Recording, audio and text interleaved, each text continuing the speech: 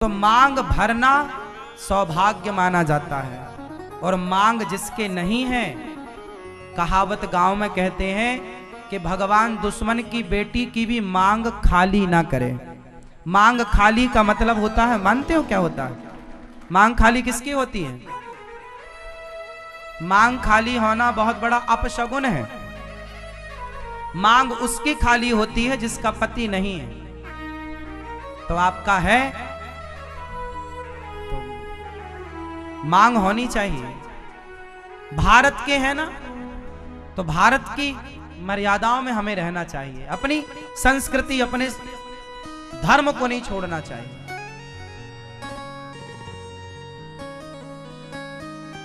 जिस स्त्री का पति नहीं है ना, उससे पूछो कि मांग की महिमा क्या है। इसलिए हमारे भारत की स्त्रियां तो मांग भरना अपना सौभाग्य मानती हैं। मांग है तो सब कुछ है। हाथ की चूड़ी, मांग का सिंदूर, यही आपका सौभाग्य है। लेकिन आज फैशन इतनी है कि ना तो हाथ में चूड़ी, ना तो मांग, चूड़ी भी नहीं पहनते लोग। क्यों? सौभाग्य सूचक है ये चीजें, सौभाग्य है। भगवान की कृपा है कि आपको मांग भरने का और चूड़ी पहनने का अधिकार है, वरना कुछ लोगों को तो अभी ये अधिकार चाह कर भी वो मांग नहीं भर सकती। तो चूड़ी, ये मर्यादाएं, और मर्यादा है तो उनका पालन करना चाहिए।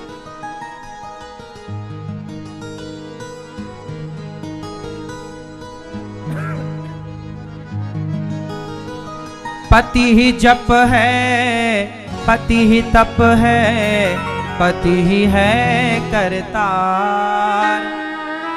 जिस नारी ने पति को पाया, उसकी नैया पार सोना, पति बिना संसार। पति तुम ही मेरे मंदिर, तुम ही मेरी पूजा, तुम ही देवता हो, तुम ही देवता हो। भारत में रहकर तुमने मांग को नहीं समझा, चूड़ी की महिमा नहीं जानी, तो फिर क्या जाना? आपकी फिर बेटी क्या भरेगी मांग और क्या निभाएगी पत्नी के कर्तव्य? मां से ही तो सीखती है ना। फैशन बुरा नहीं है, फैशन में रहो, पर देखो फैशन के चक्कर में ना आज हमारी संस्कृति पीछे छूट गई। मैं आप सबसे केवल हाथ जोड़ के प्रार्थना करता हूं, अच्छे से खाओ, अच्छे से पहनो, अच्छे से रहो, खूब प्रेम से रहो, लेकिन ऐसा ख्याल बनाए रखना कि हमारी संस्कृति ना छूटते, संस्कृति ना छूटे, हमारा धर्म ना छूटे। हमारे माथे को आपने कभी, शायद हम नहा के निकले हो और कोई फोटो खिंचा लिया हो हमारे साथ, तो हमारा माथा बिना तिलक के तब देखा होगा आपने, वरना हमारे माथे को आपने बिना तिलक के नहीं देखा होगा। बताओ, आपने कभी हमारे माथे को, हम नहा के निकले हो नदियों में, गंगा यमुना में कभी, और किसी ने फोटो ली हो, वो फोटो आपने देखी हो बिना तिलक की, वो अलग विषय है, वरना हमें आपने बिना तिलक के नहीं देखा होगा। देखा है? नहीं देखा होगा। क्यों?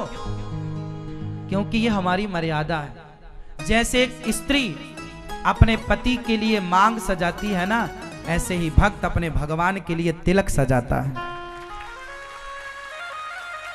जितना महत्व एक स्त्री की मांग का है, उतना ही महत्व एक भक्त के तिलक का है। तिलक का अर्थ ही होता है तिलक, ये देखो व्हाइट, दो कलर के ऊपर, दो व्हाइट कलर के ऊपर जो ऊर्ध्व पुंड है ऊपर की ओर, ये भगवान श्रीमन नारायण के चरण हैं। बीच में लाल, वो माता लक्ष्मी जी हैं, और नीचे जो आसन है वो आसन है हनुमान जी का प्रतीक। तो तिलक क्यों लगाए जाते हैं? क्योंकि ये भगवान श्रीमन नारायण के चरण का प्रतिनिधित्व कर रहे हैं।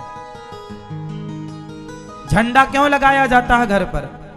क्योंकि वो हमारी जय जयकार की का प्रतिनिधित्व, हाथ वज्र और ध्वजा विराजे, वो प्रतिनिधित्व कर रहा है। शंकर जी नंदी पर क्यों बैठे हैं? क्योंकि नंदी धर्म है और धर्म का प्रतिनिधित्व नंदी कर रहा है, तो शंकर जी धर्म पर बैठे हैं। मैंने कई बार इन बातों को विस्तार से समझाया। उसी तरह नारी के माथे का जो सिंदूर है, मांग है, वो अपने अखंड सौभाग्य का प्रतिनिधित्व करता है कि मैं आपके मांग का सिंदूर बता रहा है कि आप अखंड सौभाग्यवती हैं। यदि आप मांग भर के जाएंगी और किसी संत को प्रणाम करेंगी तो वो आपको यही आशीर्वाद देगा, बेटी अखंड सौभाग्यवती रहो। और आपकी मांग नहीं होगी तो वो संत सकुचा जाएगा कि इसे अखंड सौभाग्यवती का वरदान कैसे दे, इसका तो मांग खाली है। तो वो ये समझ लेगा कि इसकी तो मांग खाली हो गई। उसे थोड़ी पता कि तुमने फैशन में नहीं भरी। तो तुम अखंड सौभाग्यवती के वरदान से वंचित रह जाओगे।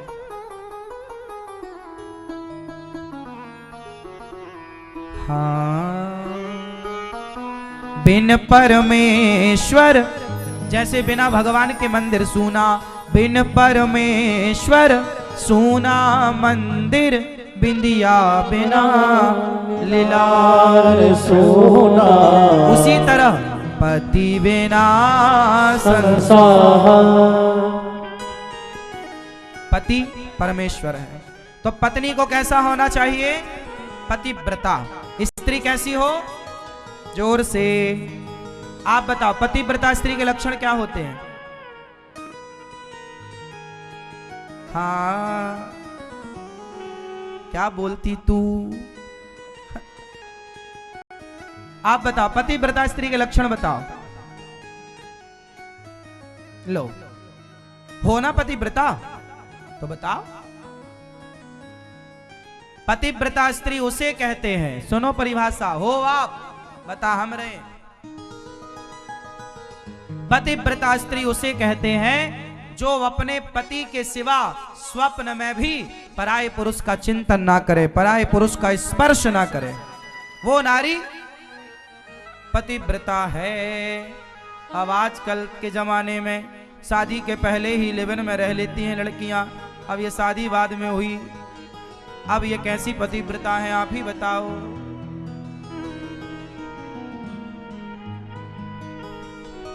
पति कैसा होना चाहिए?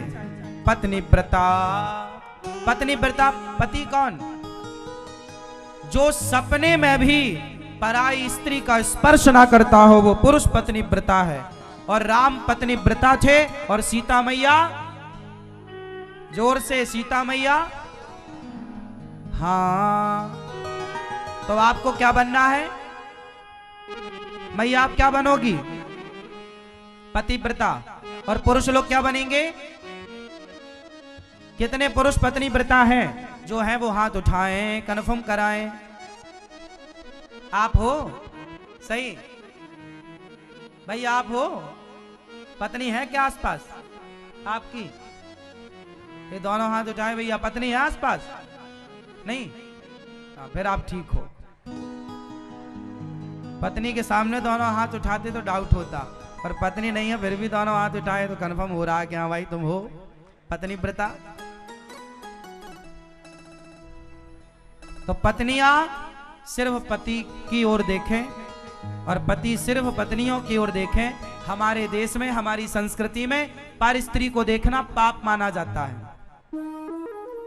पर पुरुष को देखना पाप अच्छा, ये पाप अमेरिका में नहीं माना जा। अमेरिका में वहां लीगल है, वहां लड़की किसी भी पुरुष के साथ रहे, वहां पुरुष किसी भी स्त्री के संग, आज इसके संग कल उसके, जो वहां इसलिए वहां पर